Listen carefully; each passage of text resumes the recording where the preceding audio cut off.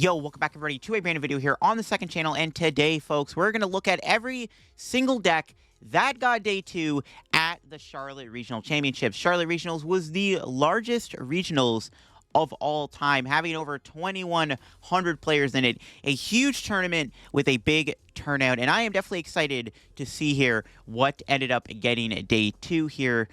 Because I was right with some of my predictions with what decks were on the rise and what deck got top 8. And there hopefully is some interesting stuff within day 2. I mean, there was over 200 players in day 2. There's got to be some kind of cool cards that made day 2. But I'm excited to see where the meta's going here, heading into Liverpool this weekend, and then, of course, Knoxville, which is a couple weeks away, and I will be in attendance at Knoxville. So this meta definitely can impact what I might bring to Knoxville myself. I'll leave a link down below to Limitless if you want to go check out the site, and if you are interested in any deck you saw here and want to build it yourself, I'll leave a link to Limitless down below. But without further ado, let's get into the video. So, starting things off, of course, we did have Vinnie Fernandez, who won the tournament. Oh, wait, I forgot about this. We can go here. Yeah, Vinnie won the tournament. Now, Vinnie is from Brazil. He's a very good player from Brazil. He's a good player in the online tourney scene, too. I've known of Vinnie for quite a while now. And it's really cool to see Vinnie take home this big dub. Vinnie's brother, Gabriel Fernandez, is also a very good player. He won Worlds this year. I think he won LAIC too. So the Fernandez brothers are definitely on the rise right now. Definitely put stock in the Fernandez brothers. But it's awesome to see Vinnie win. Vinnie's Tina list is a bit different than John Eng's list from Portland. He does have the 4 Path to the Peak and the Avery within the deck. But yeah, Tina winning back-to-back regionals is pretty crazy, to be honest. I definitely didn't expect Giratina to win again, in all honesty. But it did just win back-to-back regionals, and it is by Vinnie Fernandez. That's pretty awesome to see Vinnie take home a victory here. That isn't to say that Charizard is still not good. Now, honestly, I thought Charizard was still kind of... It was falling off a little bit, in my opinion, but it did still get second place. It almost still won the entire tournament. This list here now plays Radiant Charizard in it, which was a decent addition to the deck. Charizard plus Choice Belt, pretty good against the Giratina matchup.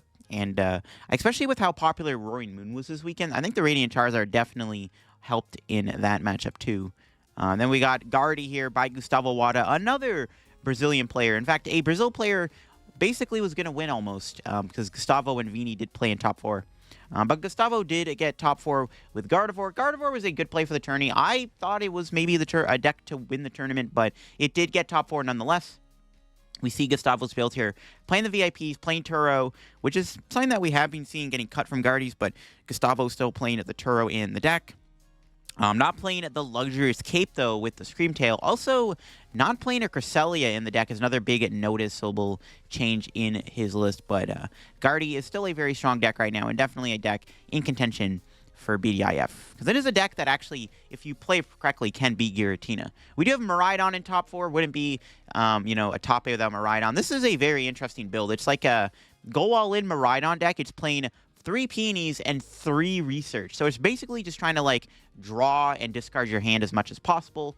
Playing the double Iron Hands, the 14 Energy, the double Turbo. It is playing a couple of Pokemon Catchers, which did win the match in top 8 against Alex Szymanski. So the Pokemon Catchers are actually pretty good.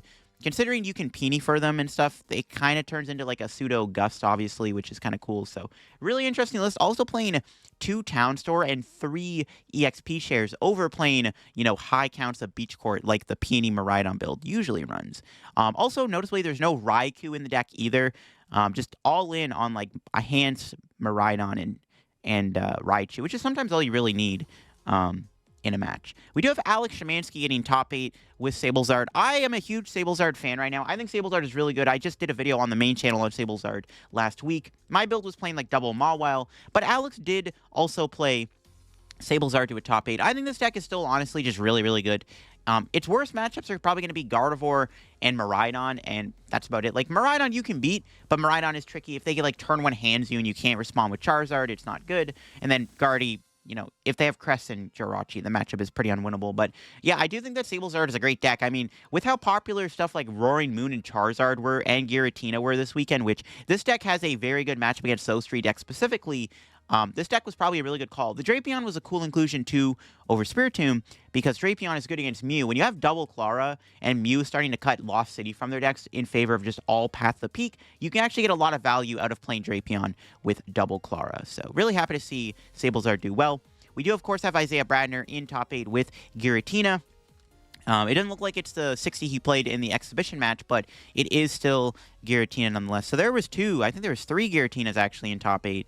Now, another interesting thing in top 8, Ross Cawthon, one of the most iconic players in the game, did get top 8 with his Roaring Moon deck. Now, I am a big fan of this Ross Cawthon Moon deck because it's not like, the conventional Roaring Moons we've been seeing using the Sadas as your engine. This build is actually playing a lot more draw supporters in the deck than actual Sadas. It's got researches, it's got Iono, it's even got a Judge in the deck. It's a bit different than Ross's other list he played to day 2 in Portland, but Roaring Moon did finally get a top 8. I predicted it. It was in the thumbnail on the last video, and boom, got top 8. There's actually almost 2 in top 8. Another Roaring Moon deck actually lost the winning in, but Roaring Moon was on the rise this weekend. There was a lot more Roaring Moon that did well this weekend than there ever has, and I think Roaring Moon is actually starting to catch some traction now, and I think Roaring Moon is becoming a legit deck in the meta, and I think that this Ross Cawthon build here with the draw supporters, I think is a really good idea. I also really like Emergency Jelly. In my testing with Ross's Moon list, I actually wouldn't hate playing more than one Jelly. Jelly is really good against Charizard because if you put the Jelly on your Roaring Moon and you Frenzy Gouging, they can't KO you with Charmander because the Emergency Jelly puts your Roaring Moon out of range of getting KO'd by both Charmeleon and Charmander. They can still attack you with Radiant Charizard, but for the most part, they're forced into potentially attacking you with another Charizard EX, which you can then knock out Frenzy Gouging. And I do like the idea of just not playing, 4 Sadas and no other draw cards. Just having the double Sada, but you still have Energy Switch and Dark Patch, which are more than enough to power up a Roaring Moon in a single turn, especially with the assistance of Galarian and Moltres. The biggest hurdle Moon's going to have to get over is just Gardevoir, which is Moon's worst matchup, but Moon is definitely in a good spot right now. It's on the rise, and it got top 8 finally. There was a third Tina in top 8, of course. This one does have both Avery and Drapion in it, 2 cards we don't usually see in Giratina. Well, the Drapion especially. Outside of the top 8, we do have Makani Train almost getting top 8 back-to-back. He did, unfortunately, bubble out of top 8, which is crazy because of the match points he had. But, yeah, definitely he played a pretty interesting version here of his Gigas deck. He made a few changes. He cut the Mew, he cut the Alakazam, but he is playing a 3-3 line of Bibarel, which I low-key kind of like. A 3-3 Bibarel is kind of based. So, the idea of having 3-3 Bibarel is that you have a higher chance of getting the Bibarel out early on in the game. You have a higher chance of getting 2 Bibarels out in the match, which a lot of the time you're playing Arc, you want to try to establish 2 copies of Bibarel in play at all times. And then he's also added the Mawile in the deck, which Mawile is good right now. It can beat Gardevoir and it can beat Charizard when they don't have a switch. Yeah, Makani's list definitely pretty interesting. Also going up to 4 Path. Yeah, Arc Giga is definitely a pretty strong deck, and it's really cool to see Makani almost run it back. I mean, he did bubble out of top 8. Essentially, he got top 8 without getting top 8 because he bubbled. Which would have been pretty cool to see Makani actually get in top 8. If Makani won Charlotte, that would have been sick. If you know, you know. Another bubble here, we got Cal Connor outside of top 8. Cal, obviously, has been on the hottest of hot runs with Snorlax right now, and he is, without a doubt, the best Snorlax player in the game because he is basically getting, the most consistent near top 8 runs. Cal nearly got back-to-back top 8s with this deck, and he once again just ran it back with Snorlax Control, which still in an okay spot. Obviously, with how popular Giratina was, it was risky, but I guess Cal diff, right? Whoops, there was another Guardy here in top 16. Raymond Long, the Peoria Regional Champion, playing Guardy to a top 16 finish. Definitely a pretty strong deck. Once again, Guardy with double Avery. A bit different than Gustavo Wada's list, playing no Screamtail, but favoring the Cresselia in the deck too, which isn't terrible either, because sometimes Screamtail just doesn't do enough in a match.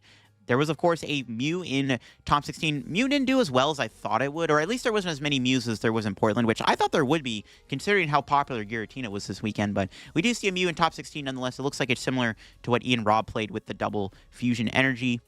But Mew's definitely in a really good spot right now.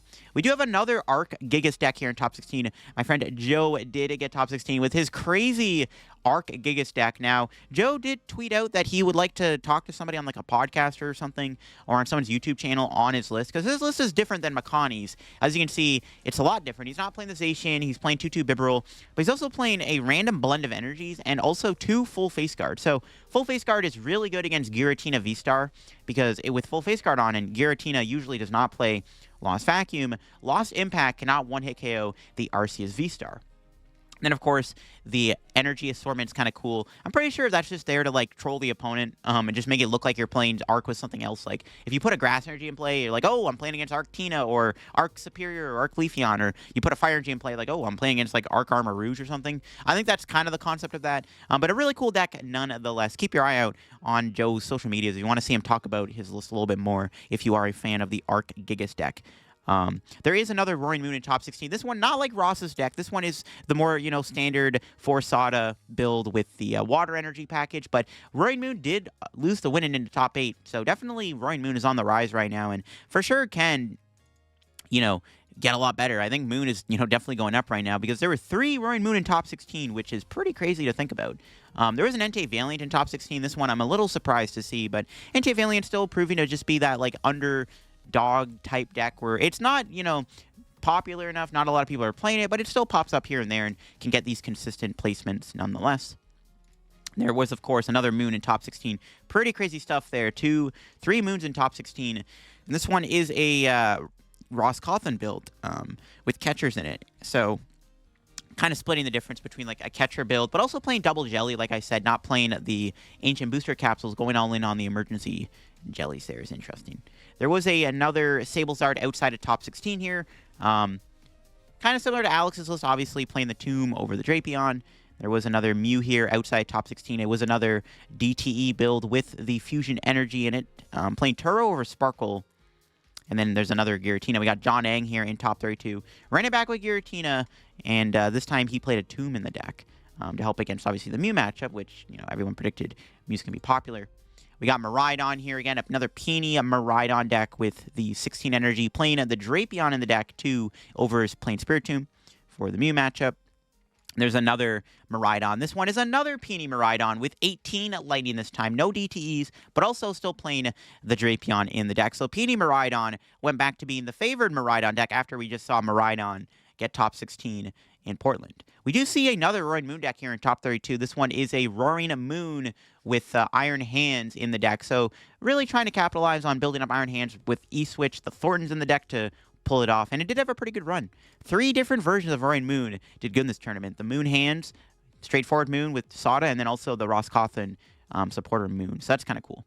More Guardy here. This Guardy's interesting. It's playing that Mew EX, which is something we don't usually see in Gardevoir anymore, but Mew isn't terrible. It is pretty good against Giratina, because you can obviously one-hit KO Giratina VSTAR with Mew. It's also playing a League Headquarters in the deck, which is a very interesting inclusion. I'm not sure the matchup where that would be useful in, but it is cool, I guess, nonetheless, to see it. Of course, we got Alex Kreckler with the Rapid Strike deck. Rapid Strike still proving to be a very strong deck right now, but it isn't getting the performances that it should be getting. We haven't seen it get top 8 in a while and stuff, which is kind of bizarre. It didn't even get top 16 in this tournament, which is also bizarre. But I guess like with Roaring Moon being popular, Rapid Strike gets a bit worse because Moon struggles, or Moon should just be able to beat Rapid Strike pretty easily. We got another Charizard here in the top 32 with a Defiance Band in the deck. Still playing the Groudon, playing the Radiant Charizard and all that stuff. Then there was another Mew here, another DT build of Mew. Double Iono, double Judge is an interesting split. We got a couple more Charizards here. Charizard with the Radiant Zard, and then we got another Charizard here, once again, with the Radiant Zard. So a lot of Charizard doing well in this tournament still. We got another Guardy, of course, with the Avery, Cresselia, Screamtail, no Mew EX or anything like that. No Luxurious Cape either. That's the card I've been looking out for in Guardy, is that Luxurious Cape. Awesomely, there was a Gholdengo in top 32. This is, I think, the highest placement Gholdengo's gotten so far in a regional. And yeah, Gholdengo Palkia did get top 32. Really cool stuff. I'm excited to see that. That is just awesome to see. Gholdengo definitely got a lot of play this weekend. I actually saw a lot of it on Twitter. People were posting their Gholdengo decks. Some people were just saying that they played in day 1 and didn't quite get day 2, but were close, but at least got CP. And yeah, Gholdengo's definitely doing stuff right now. It might not have been the best play for the tourney just because it does feel a little weak into Giratina overall, but it's still a strong deck, and I guess it was good against stuff like Moon and stuff, so there you go. We do see a really cool Lost Zone deck here.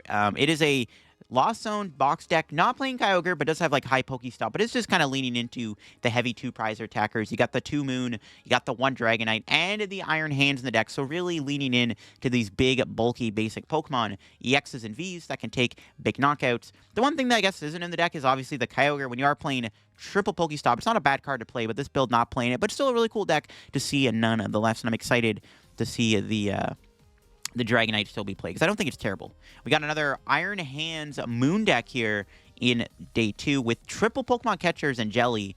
Actually kind of a hybrid of like all the different Roaring Moon decks, playing a lot of draw with 3 research, playing the Jellies, but also then playing the Pokemon catchers, which we've been seeing, and then also playing the Iron Hands EX, so kind of like a Frankenstein of all those different types of Roaring Moon decks. We got another Lost Zone deck here with the double Mawile. So it was a really interesting Kyogre build. It is playing the Dragonite over Iron Hands or Moon, playing the Pidgeot V, but also playing the double Mawile, which is really good. Double Mawile, once again, is how you can beat stuff like Gardevoir and Charizard, where you force them to, be stuck for the entire game. But only playing the 1 counter catcher, 1 boss, but when you have stuff like the Pidgeots, it's like not that big of a deal. Just don't prize counter catcher or boss, bro, and you're chilling. And then there's a couple more Guardies here in day 2. Of course, Guardy just still being a very good deck nonetheless. We got Jake Gearhart's Guardy here. Not playing the Deoxys this time, but still playing the Guardy deck nonetheless. He was on stream. He got Iron Hands on stream. We got Nick Moffat here, who ran it back with the Miraidon deck he played before. I think he cut a judge for an Arvin this time around, but still pretty similar 60 to what he played to Portland. And more Charizard here with the Radiant Zard, which was kind of the breakthrough of this tournament. It was a lot of people were playing the Radiant Charizards. There's an Entei Valiant deck here in day 2. This one played a 1-1 Bibarel, so really trying to not brick as much, which I don't hate. Yeah, another Entei Valiant with 3 Valiants, 2 Enteis. A bit more of a slimmer kind of Entei, I guess, but there is a Super Rod in the deck, I guess, to like offset it, which is interesting. There was another Roaring Moon here. Once again, Ross Cawthon Moon deck, it looks like, with the Iono, the Research, the 2 Sadas. And then, yep, another Charizard, of course. Not playing the Radiant Charizard this time, but still Charizard. And then there was another Guardy, of course. We'll skim through some of these decks. Again, there's over 200 decks to get through. We got another Tina with an Ultra Ball in the deck. I guess that's the one technology in the deck there is that Ultra Ball. Then we got another Mew here with the double Sparkle, or the double Fusion Energy Sparkle triple Judge build, which seems to be the best way to play Mew right now. Haven't seen a Fusion Strike build with Meloetta yet at all in the tourney. We got another Lost Box deck. This time it's Lost Box with Dragonite, Raikou, and Iron Hand. So there's been a lot of Dragonite representation so far at this tournament here in Charlotte. We've seen quite a few different Lost Zone decks incorporating Dragonite. So it is cool to see the Dragonite make its triumphant return in Lost Box. I've been saying that it's not a bad card to play. A couple Moons back-to-back here. We got another Sada Moon. Is playing an Iono and a Roxanne too, but also still playing the Jelly in the Ancient Booster Capsule and still using Water. And we got another Roaring Moon here, and it looks like it's another Ross Cawthon Moon deck, playing a Vitality Band in the deck. No Jellies in the deck, but playing the Vitality Band, which does let Moon do the 230 damage you want to do. Another Guardy here with the VIP and the Screamtail and stuff, and the Turo. There's another Snorlax in day 2. Bit different than Cowsless, playing the Crabominable V in the deck alongside the Water Energy. But it's not surprised to not see as much Snorlax this time around, just because Snorlax didn't seem like the greatest play for the tourney. I might have skimmed over, actually, another Snorlax. Yeah, I did. There was another one. I think I skipped over that, but it was another... or wait, did I? I'm trolling. Wait, there's one here. It says... Okay, I'm tripping. It said Snorlax Stall by Calvin Connor, when clearly this is not Calvin Connor. I don't know, that might be a bit of a glitch. Got another Moon under here. Yeah, another Ross Cawthon Moon deck with the triple Pokemon catcher in the deck, too, for the extra gust. And, of course, there's another Giratina here in top 64. And there's another Guardy. We got Celio's Network playing Guardy. Celio had a pretty good day 1 performance with the Guardy deck. I think he uploaded a video on his channel talking about his run and stuff in his list if you want to go watch that. There's another Moon deck here with Darkrai, VSTAR, and the Cross Receiver. So, yeah, a lot of different Moon decks. I mean, we're seeing the Ross Cawthon build, Catcher build, Iron Hands, the Water Energy build, and now we're seeing the Darkrai build also have some success here in Charlotte. Very interesting stuff to see. The Darkrai build is still kind of underrated, in my opinion. Still some technology you can get there, some value. We got another Tina with the Avery. We got another big Moon deck here with the Iron Hands package and the Thornton. So that's cool. Another Lost Box deck here. It's another Kyogre build with a Dragonite. So, man, oh man, Dragonite saw a lot of play. Honestly, I'm not sure like the specific matchup Dragonite is good against. But Dragonite, just seeing all this play is kind of exciting to see. Dragonite definitely is a very good card. I guess it helps a lot against Miraidon. But yeah, Dragonite being this good is really awesome to see. It's an interesting build of Lost Box too, playing the Avery in the deck, which is really cool. Avery is a very sneaky good card with both Sableye and Radiant Greninja. So definitely cool to see that. We haven't seen a Glasses Lost Box deck yet, actually, I just realized, which is very interesting. We do have Regan Retzloff here with the Chien-Pao, the highest placing Chien-Pao at the Charlotte Regionals. I don't think Chien-Pao was a bad play for the tourney, but it just felt overall kind of mid, especially with like how much Moon there was and stuff. It might not have been the greatest play, but Chien-Pao can still sneakily get these day 2 top 64 placements, which we do see. We got yet another Guardy with the double Avery in the deck too. No Luxurious Cape Screamtail combo, though, which hasn't been seen at all. We got another Miraidon Flaffy deck here with the straightforward Iono build. Not playing Judge, though. Playing the Iono, Judge, Research, or Path, I mean. Sorry, they did play Judge, no Path. I meant to say Path. There's no path to the peak in this deck. Interesting stuff. We got Caleb Gettimer, who played the Peony Miraidon. I think their whole group was on Miraidon for this tournament, and we do see Caleb with the Miraidon here. Another Guardy, of course. And then we got 2 more Lost Tinas to look at here. One with Spiritomb, and then got another one here with Drapion. So 2 different Mew counters. And then we got another Arc pile to look at here, and it is another Arc Gigas. This looks like McConaughey's list from the Portland Regionals. Pretty similar 60, I think. It might be the exact same 60, I'm not sure. But Arc Gigas definitely seeming to be the best way to play Arceus VSTAR right now, as it had 3 day 2 placements. Almost got top 8 too in the tourney, so there you go. We got yet another Mew. Once again, Mew just being that deck. I guess Mew is sketchy now, though, with how popular Moon is. It might get a little bit worse actually going into the future. It was actually Mahone, yeah. Shout out to Mahone for the Mew. Another Snorlax here with the 2 League Headquarters, 2 Temple Sinnoh split instead of all in on the Temples, which we've been seeing. Yeah, no, Mew might not be as good as a play anymore just because of how popular we're seeing Roaring Moon. Now we got Mike Martin here with the pretty cool Lost Box deck here. It's Lost Box Moon with a Groudon. So you might be like, what the heck does Groudon do? So Groudon's got this really strong attack here where it does Magma Purge for 60 damage. You discard up to 4 energy from your Pokemon to 60 for each card discard in this wave. So if you play like a couple Mirage Gates, this thing can do 240 damage. It is a 1-prizer, and it is a fighting Pokemon. So it's another way you can deal with something like Iron Hands EX, which is really cool to see. So that's awesome that this Groudon saw play. Definitely a cool card to see in day 2. But it's not a bad, counter to the Miraidon deck. And it's a really good just attacker. It just does relevant damage. 240 is the sweet spot to hit sometimes. We see the Mawile still being played, opting for the double Roaring Moon. Really cool list, nonetheless. There's another Tina with the Tomb, obviously. And then there's we got Mew again with the double Fusion Energy, the DTE. I guess the reason why Mew didn't have the greatest performance this time around, I mean, it still did good, but didn't do as good as Portland, is maybe because of, like, the Rise of Moon. There's another Chien-Pao in day 2 with the Iron Hands EX. So, yeah, 2 Chien-Pao in day 2. There's another Miraidon Peony build here with a Skyseal Stone. That's something we haven't seen in quite some time. But I guess Skyseal makes sense. Like, against Mew, you can, like, knock out a Mew V or a Genesect at some point, and then just, like, Drapion Skyseal Stone for a game. And you can grab Skyseal Stone with Peony or Arven, which makes some sense. That's not terrible. Another Charizard here with the Radiant Charizard. And then there's another Tina. We got another Mew. Xander Perot, unfortunately not doing as good in day 2, because he went 9-0 in day 1 with Fusion Mew. So not playing the DT build with the double Fusion Energy, playing the Fusion Strike build. Going 9-0 in day 1, unfortunately not able to convert that to a top 8 is sad to see, but it was cool to see the Fusion Mew go 9-0 nonetheless. Fusion Mew definitely still a strong deck. Obviously not the popular way to play Mew right now, as everybody is on the DT double Fusion Energy build of Mew, but still cool to see Fusion Mew have that day 2 performance nonetheless. Another Moon here, if it lets me click on it. No, it's still loading. Wait, hold up. Still taking a minute to load. All right, finally got it to load. Not sure what's going on there, but we do, of course, have another Moon with the Water Energy in the deck and the Radiant Greninja. And then we got more Miraidon here. Grant Shen play Miraidon. Pretty sure same 60 as like what we saw with Caleb Gettimer. We got another Charizard, of course, because Charizard is a pretty good deck. This one does play a Turo and an Escape Rope, so really respecting the stall plays, it looks like. Interesting stuff. Another Moon with the Water Energy here and the Cologne. And, well, actually not playing Cross Switcher, but it's playing Cologne Catcher, though, which is I guess kind of the same-ish thing. Catcher and Cologne. You know, flip heads, play the Cologne. A couple of Tinas back-to-back here. No surprise there, because Tina just obviously is a really good deck. It might just be BDIF, to be honest. Winning back-to-back regionals is impressive. There's another Zard with, double TM Devo and Tool Jammer and Choice Bell. That's a lot of tool cards within this Charizard deck. The double TM Devo is definitely interesting, because obviously TM Devo is really good in the Zard mirror. We got another Guardy, of course, with the Collapse Stadium and the Zacian and the Screamtail. No Luxurious Cape. There you go. Boom.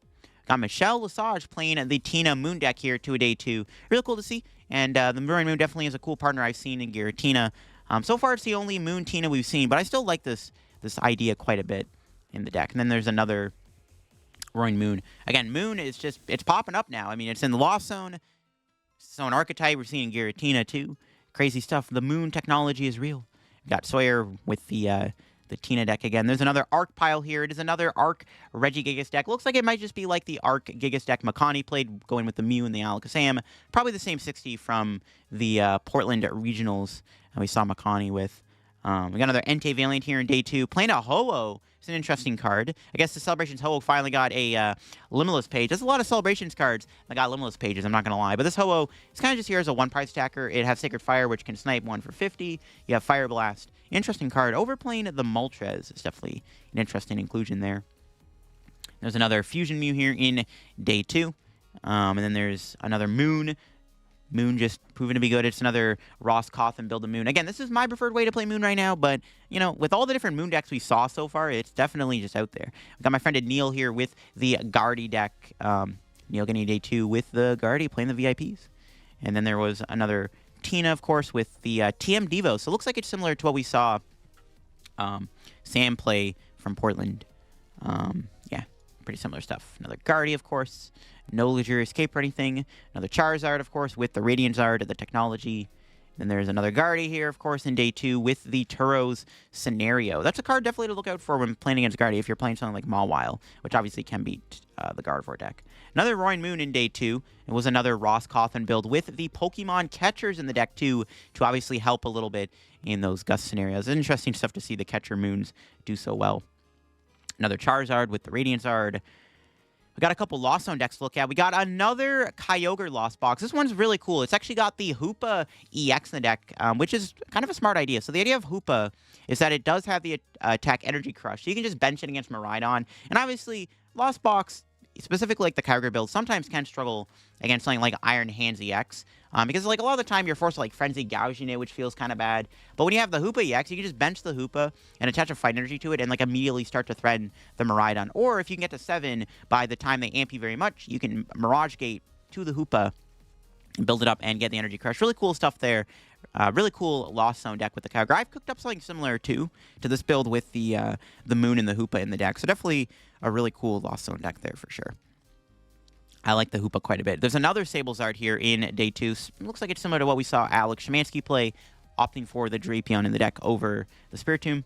There's a couple more Tinas, of course, with an Iono. There's another Tina here with another Iono. Back-to-back Tina with Iono. We got another Snorlax here in day 2 with the Crabominable. And, of course, we got another Tina with the Tomb. The Tina Tomb. We got another Rapid Strike here. Yeah, Rapid Strike not having the performance I thought it would. I mean, Rapid Strike's not a bad deck, but again, I guess with how popular Moon is, maybe Rapid Strike players just hit one too many Moons, which is a tough matchup. So maybe that's just what happened. But it is interesting to not see Rapid Strike have more performances, because I think the deck is still a very good deck right now in theory, you know. Still boasts a good Zard matchup. I think Rapid Strike's still decent against Tina. Still good against, you know, even Gardevoir. Like, it's interesting to not see Rapid Strike have a performance that I thought it would have, because I think it's still a good deck. There's another Lost Box deck here, another Kyogre Lost Zone build with the double TM Devo, really good against Charizard, double Sableye too, so we haven't really seen as much of, and of course the Moon and the Hands, the Paradox bundle. Again, interesting to note we haven't seen any Glasses Lost Box yet in day 2. Now, the exciting thing is there is a Zoro Box deck in day 2. This makes me incredibly happy to see. I am a huge fan of Zoro Box. I think Zoro Box is actually not in a bad spot right now. you probably will struggle against decks that play Avery. So if you're playing against Guardy with Avery, it's going to be a tough time. And Tina with Avery is also a little difficult. Those are your matchups that I think you're going to struggle in the most. But I think Zoroark Box is great. I mean, you beat Charizard. You can beat Roaring Moon really well, I think. Especially if they're not playing Water Energy. Roaring Moon is a really good matchup.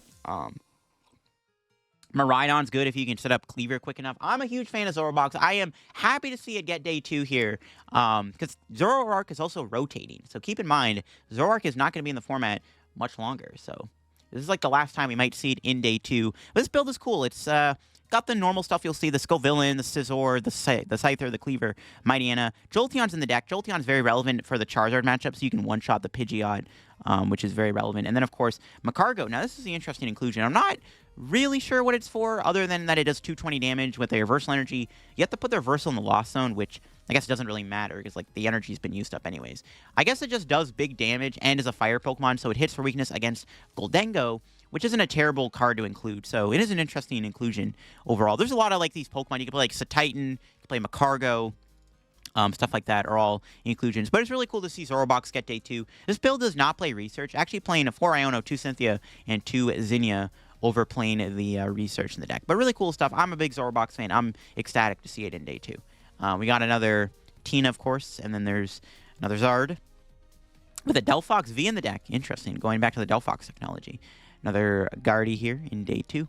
And then we got another Snorlax here in day 2 with the 2-2 split of Temple and League Headquarters, which is the big technology there, I guess. What else is there? We got another Moon to look at here with the Water Energies. But it is actually, it's like a Roscothon Water Energy build. It's playing the Roscothon package with like the Iona Research. That's what I'm going to call it from now on, by the way. And then, of course, there's Water Energy included in the deck, too, which is something Roscothon didn't play. And then there's, yep, another Charizard with Radiant Zard. A lot of Radiant Zard this weekend. I'm pretty sure like every Charizard deck we looked at pretty much played a Radiant Zard. Pretty sure that's the case. All right, we got another Roaring Moon here in day 2. Again, a lot of Roaring Moon in day 2. Roaring Moon had a decent day 2 conversion rate, which is pretty cool to see. The deck just be that good. More Tina, of course. Then there's another Mew with the 2 Fusion Energy. Not as much Fusion Strike Mew. We got another Paradox Lost Box here. Oh, no, this is the Glasses Lost Box. Actually, I lied. So, yeah, there is a Glasses Lost Box in day 2. I didn't think there was going to be. We were looking through, and we didn't see one. But there is, indeed, Glasses Lost Box in day 2. Didn't have as good a performance as it had before. I think it had a good run in Portland. But, yeah, still a good deck. I just guess it didn't get as many day 2s as we thought it would. Unfortunate. Another Zard with the Radiant Zard. We got another Roaring Moon here in day 2. Playing a Brute Bond in the deck is definitely interesting for that extra bit of damage. Pretty good, obviously, to help Roaring Moon do the 230 damage it wants to do to take those big knockouts.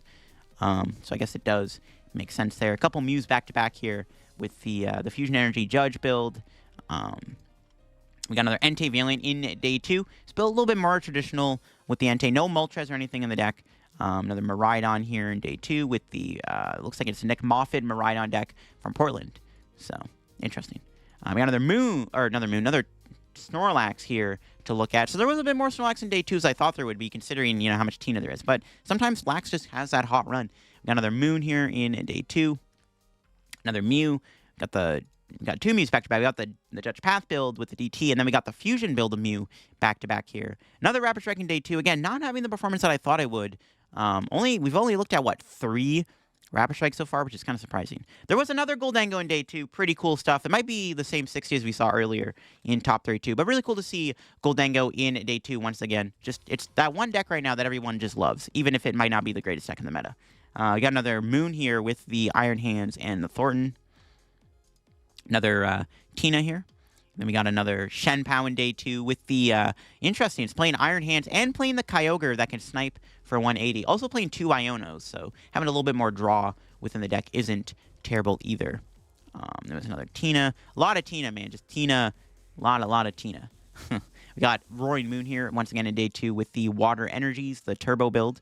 Couple cards like Roscothon, playing 2 Research, 1 Iono in the deck. We got another Zard here, of course. And then we got another Guardy. And then, of course, we got another Zard. So, yeah, we're going to kind of skim through some of these decks here as we kind of get towards the bottom here. I don't want this video to be super long. Another Fusion Mew. There's another Gholdengo here Palkia Gholdengo playing a one of a Minior, actually playing some Spice, playing Minior and playing Spiritomb within the deck, and Jirachi Manaphy, something you don't usually see as much in the Gholdengo. We got another Lost Box, Paradox Box deck here, playing a lot of a lot of two-prize attackers, playing Dragonite, Roaring Moon, Raikou, and playing Iron Hands EX. That's a lot of two-prize attackers to have within the deck here. We got more Guardy, another Moon. Again, a lot of Moon in day 2, playing in the Iron Hands build again. Another Fusion build of Mew. 3 Tinas in a row. Holy moly. All right, we'll just quickly skim through these. That Tina was played a Canceling Clone in it. That's an interesting idea. So yeah, we got another Lost Box deck here. Kyogre, oh, it looks like it's kind of a Tord pile deck with the 1/1 Tina, the Moon, the Hands. Playing a Mew EX in the deck isn't terrible, I guess, either. That'll help a lot against Giratina, I guess, which is nice. That's a cool build here of the Tord pile deck getting day 2. It's awesome to see. Got Entei Valiant, of course, in day 2. A couple more Tinas. We'll just quickly skim through these because, I mean, it's just like a lot of the time the Tina lists are all like the same. Thing with Guardy. Kind of all seen them before. Another Snorlax here with the 2 Temple, 2 League Split. Another Miraidon here playing the Research Judge build, but no path. But it's playing a Luxray V in the deck, which isn't a terrible idea. Luxray V is kind of cool. Something I've seen before in Miraidon, but never really got the chance to like super shine. There's another Arc pile here in day 2, and this time it is an Archegigas. So yeah, it is similar to what Makani played with the 3/3 Bibarel playing the Mawile. Yeah, it looks like it's pretty much like Makani's list that almost got top 8. Cool to see. Got Entei Valiant playing that Galarian Moltres, playing 2 Rapid Strike Energy in the deck over double Turbo. Huh, that's interesting. I'm not sure if there's much reason to ever do that though, because I guess then you don't. That's like less energy for Entei. That's definitely an interesting inclusion. Got a couple Guardies once again. This Guardy build is teched out. Whoa, this is a very teched out Guardy deck. What the heck? 4 Arven, 1 Iono. Not a lot of draw in the deck. Also only playing 3 Kirlia. No Mirage Step. Playing Gallade, 2 Drifloon. 1 copy of Quadstone. What does that even do as a 1 of? Heal 10 damage from reactive Pokemon. Champions Festival 2. I guess it plays a TM Evo. That's a spicy Guardy list, jeez. Another Charizard here. We got another Tina. And then we once again got another Giratina, because Tina's that good. Another Guardy. We got another Miraidon with Azul here, getting day 2 with the Peony Miraidon deck, which is what they all played. And it's interesting to see. We got another Zard, of course. Got Rare Candy actually playing the Bibarel Zard deck. So it's not the TM Evo in the deck. As you can see, there's no TM Evo, but it was Bibzard. But just no TM Evo. Or TM Evo, I mean, sorry. Another Rapid Strike in day 2. Just not doing as well as I thought it would, man. Come on, man.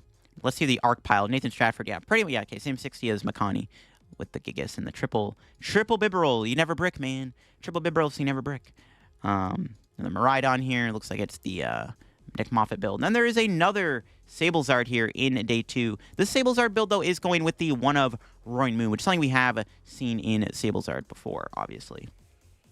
Lost Tina with the Moon. Lost Tina Moon. Look at that. Boom. Another Peony Miraidon. Another Rapid Strike. Another Fusion Mew.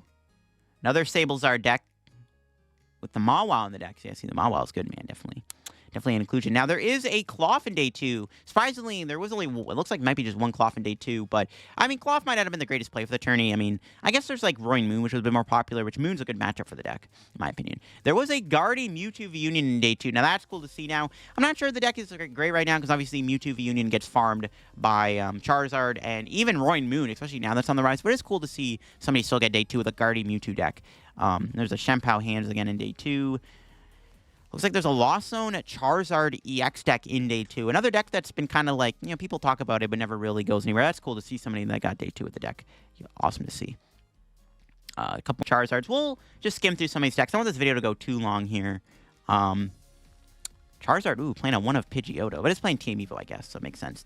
See another Gholdengo Palkia here in day 2. Awesome stuff to see. Another Tina. Another Mew with the Judge and stuff. The Judge Path. A couple more Zards. A lot of them there. Another Tina. And then, of course, we got another Roaring Moon with the Turbo build with the Water Energy and playing the Vitality Band, too. Another Tina. And then we got another Miraidon. Is it Peony Miraidon? Is indeed Peony Miraidon. Look at that. Another Gholdengo. Did we already look at that list? We might have already looked. No, that was a different Gholdengo. Okay. I was like, oh, everything's just kind of blurring into one thing. Like, I'm like, oh, I've already looked at that. We got another Lost Zone deck to look at. It is the Lost Zone Moon with the one of Groudons. That's 2 of these Groudon decks in day 2. I think it might be the same 62 as what we saw earlier. That's interesting, man. That Groudon is a cool tech card. A lot of cool tech cards you can theoretically play in Lost Box right now. For sure, for sure. A couple Moons here back to back in day 2. If it lets me click on it, there we go. Boom. We got a Gholdengo in day 2 again. Well, decent amount of Gholdengo in day 2, which is cool to see. Definitely a deck that's starting to get those conversion rates out of the way. It looks like 3 Mews in a row is kind of crazy. We got a Gardy here in day 2 with the Mew EX. Couple more Charizards here. And then, of course, we got a few more Mews, which, let's look at that. Look at that. We're almost done, folks. We're almost out of here. And then we got another Roaring Moon here with the Water Energy. And then we got another Gholdengo, Palkia. And then one more Zard. And to round things out, it looks like we got Glass's Lost Box here. Unfortunately, not doing as well as Glass's Lost Box really could have done, because I think the deck is still good, but only kind of near the bottom of day 2, which is sad to see. But I guess we did see some more spice with Dragonite this time around. But there you have, folks. That is looking at every single deck that got day 2 at Charlotte. This was a pretty long video. I mean, there's over 220 decks to look at. But some cool stuff, obviously. Zoroark Box in day 2. Gigas being the only Arc Pile deck actually in day 2, it looks like. A lot of Roaring Moon in day 2. Rapid Strike not doing as well as I thought it would. Tina still dominating. Some cool takeaways here. Let me know what you think of the day 2 in the comments below. I'm excited for Liverpool, and I'm excited for Knoxville Regionals, which I'll be in attendance at Knoxville. Can't wait to see you all. I'm going to leave a link down below once again to Limitless if you want to go check out the decks yourself. Thanks for watching. If you are new to the channel, make sure to subscribe down below. Leave a like if you enjoyed, and I'll catch you on another video. Bye-bye.